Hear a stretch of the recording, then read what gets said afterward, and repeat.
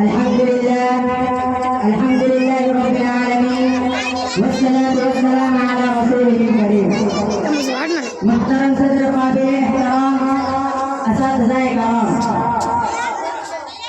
اور میرے عزیز دوستوں، السلام علیکم ورحمۃ اللہ وبرکاتہ. آج ہم سب اپنے پیارے وطن ہندوستان کے یوم آزادی یعنی 15 اگست کی خوشی منانے کے لیے یہاں جمع ہوئے ہیں.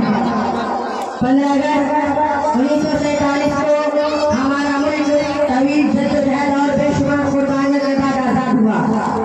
آزادی ہمیں کبھی آسانی سے حاصل نہیں ہوئی، بلکہ ہمارے بزرگوں نے اس کے لیے اپنی جانوں کا نذرانہ پیش کیا.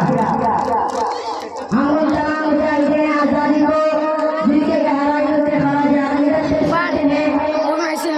میرے عزیز دوستوں، آزادی ایک بہت بڑی نعمت ہے، اس کی حفاظت کرنا ہم سب کی ذمہ داری ہے. ہمیں اپنے وطن سے محبت کرنی چاہیے، قانون کی پابندی کرنی چاہیے، اپنے والدین اور اساتذہ کا احترام کرنا چاہیے اور دل لگا کر تعلیم حاصل کرنی چاہیے تاکہ مستقبل میں ہم اپنے ملک کی خدمت کر سکیں.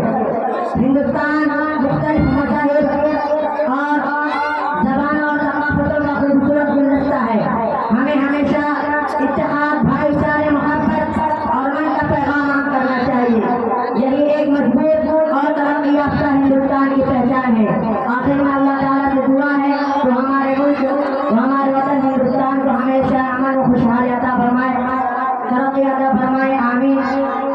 اور ہمیں ایک اچھا ایماندار اور ذمہ دار شہری بننے کی توفیق عطا فرمائے. آمین. وما علینا